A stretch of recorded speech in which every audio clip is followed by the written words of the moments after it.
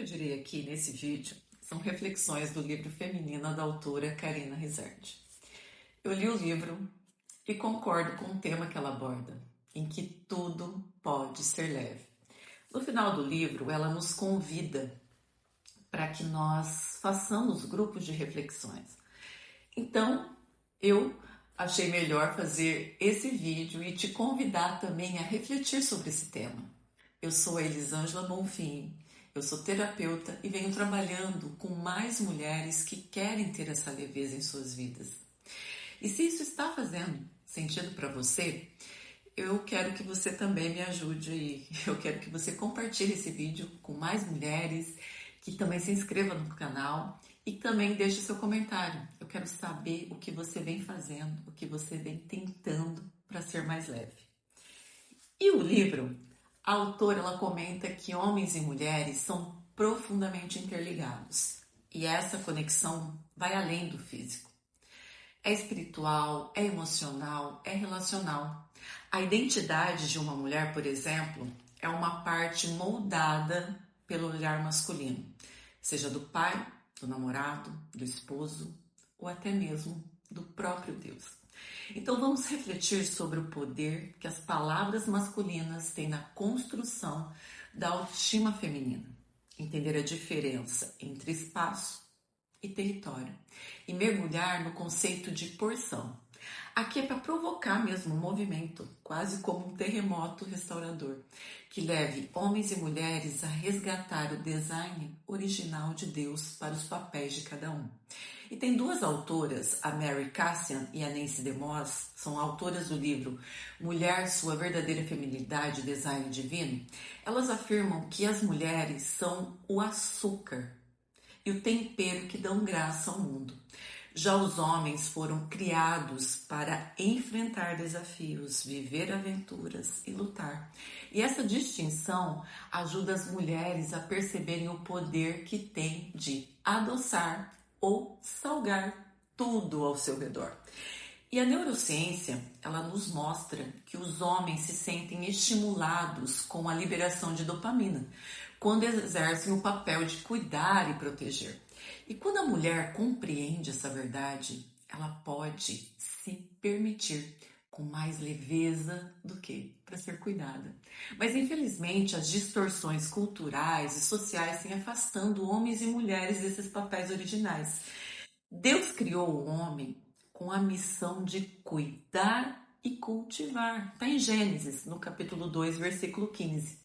Esse chamado está gravado em seu DNA. Ele foi feito para prover, para proteger e promover a autoestima daqueles que estão ao seu redor. No entanto, o que vemos hoje são referências midiáticas que desencorajam essa maturidade e essa liderança. Quando o homem não assume o seu papel, um vazio se forma.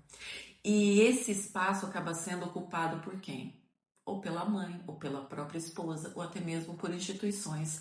A verdade é que Deus quer que o homem conduza com uma dança, para que a mulher confie e se entregue com segurança. Quando isso não acontece, surgem os conflitos. Mulheres sobrecarregadas assumem o lugar da liderança, sustentando emocionalmente e financeiramente os seus lares, enquanto os homens eles são poupados de responsabilidades. E essa inversão tem gerado desequilíbrios. A imagem negativa que muitas mulheres têm dos homens, como ausentes ou preguiçosos, se queixam que não tem homem bom para se casar. Então, o que isso está gerando? Está se perpetuando essa conversa. Precisamos urgentemente ressignificar essa visão e enxergar os homens como Deus os vê, fortes, protetores, líderes com autoridade responsável.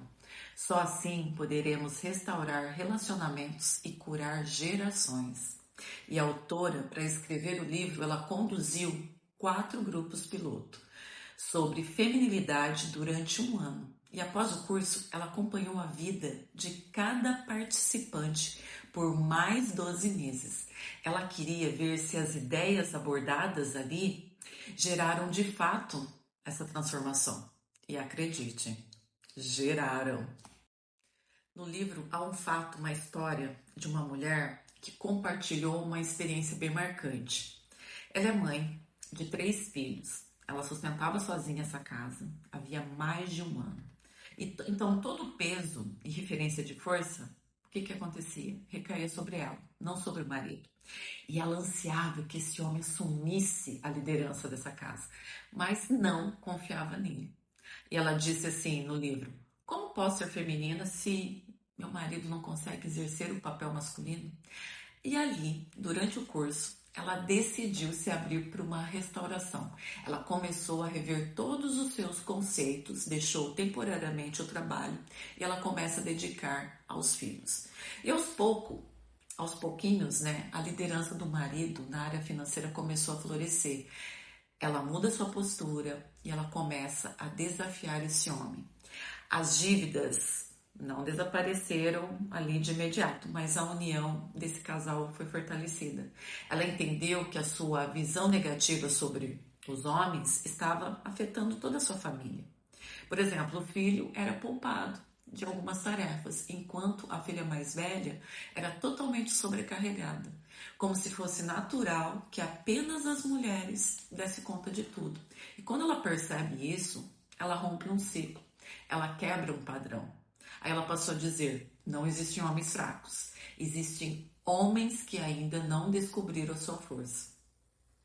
Homens se tornam mais capazes à medida que são treinados, que são desafiados.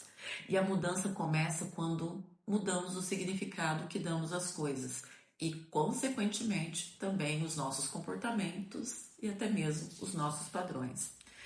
Por outro lado, há também desafios na forma como as mulheres vivem o seu papel. Muitas mulheres, né, elas sonham desde pequena com um príncipe encantado. Mas quando esse homem chega, ele é amado por um tempo. Só que depois ele é negligenciado. A atenção vai para onde? Vai para casa, vai para o trabalho, vai para os filhos. E o marido se torna um coadjuvante. Isso desordena tudo. E Jesus mesmo nos ensinou: onde estiver o seu tesouro, aí também estará o seu coração. Está lá em Mateus, no capítulo 6, versículo 21. A autora conta que o marido, em uma palestra, disse assim: se você fizer do homem um rei, ele te fará uma rainha. E isso a fez a recordar do desenho da Olivia Palito e do Popeye. A Olivia toda fragilzinha, mas a sua doçura despertava o que no Popeye? A força. Essa é a beleza da complementariedade. Você já refletiu por que as palavras de um homem têm tanto poder sobre uma mulher? Mesmo mulheres com boa autoestima, elas podem ser diminuídas pelas palavras negativas do seu companheiro, do seu marido.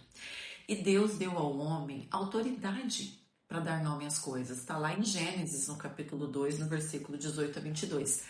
Antes mesmo de criar a mulher, Deus preparou o homem.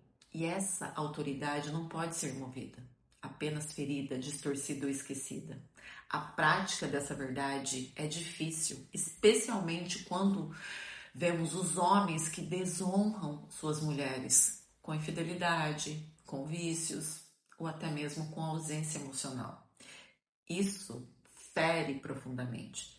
Se você viveu algo assim, a sua dor é legítima. Mas lembre-se, o Senhor é o seu verdadeiro marido. Está em Isaías, no capítulo 54, no versículo 5. Ele trocará sua vergonha por honra e estará com você até que a alegria volte a nascer. Quando a autoridade masculina é desvalorizada ou não reconhecida, os homens se tornam passivos, desistem de opinar, de conduzir, de liderar. Essa omissão muitas vezes nasce do medo, do conflito ou da presença de uma mulher totalmente espaçosa, que ocupa ali todos os lugares possíveis, deixando esse homem sem função.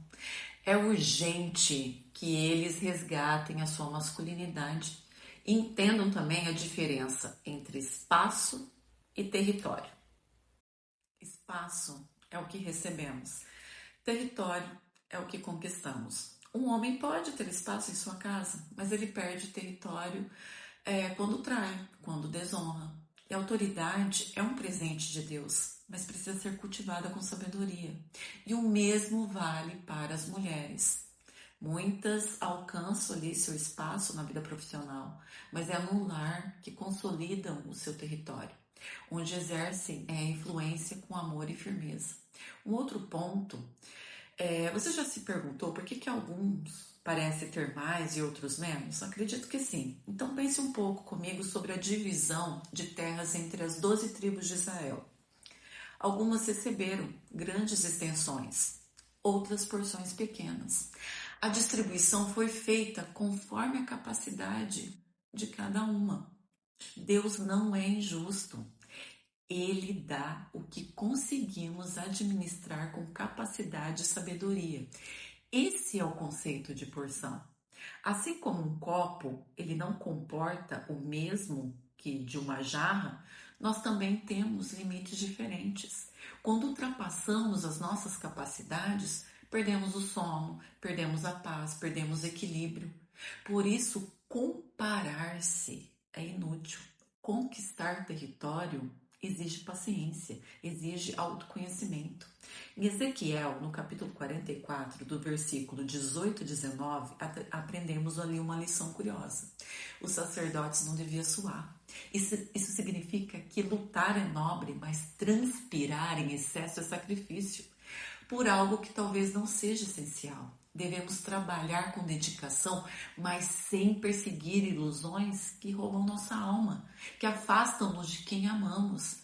A verdadeira força está em resgatar o propósito original de Deus para os homens e mulheres. Isso exige discernimento, isso exige escuta, isso exige posicionamento e também entrega. Requer saber quando falar e quando calar, quando liderar e quando permitir-se ser conduzida. Quem busca esse equilíbrio não apenas ocupa espaço, conquista território. E agora algumas perguntas para reflexão. 1. Como os filmes, as séries, as novelas e a cultura atual têm retratado a figura masculina? O que os nossos filhos estão aprendendo com isso? 2. De que forma as mulheres, muitas vezes sem perceber, desvalidam a autoridade masculina? 3. As palavras que você ouviu de figuras masculinas ao longo da vida afetaram a sua autoestima? Como? 4. Em quais áreas da sua vida você tem apenas ocupado espaço e em quais já conquistou território? E a quinta, você tem respeitado sua porção ou está tentando carregar mais do que é capaz neste momento? Se essa mensagem tocou seu coração, compartilhe com alguém que precisa ouvir isso. Se inscreva aqui no canal, curta o vídeo e deixe nos comentários qual dessas reflexões mais mexeu com você. E lembre-se, o design original de Deus ainda é o melhor caminho. Te espero no próximo vídeo. Até mais!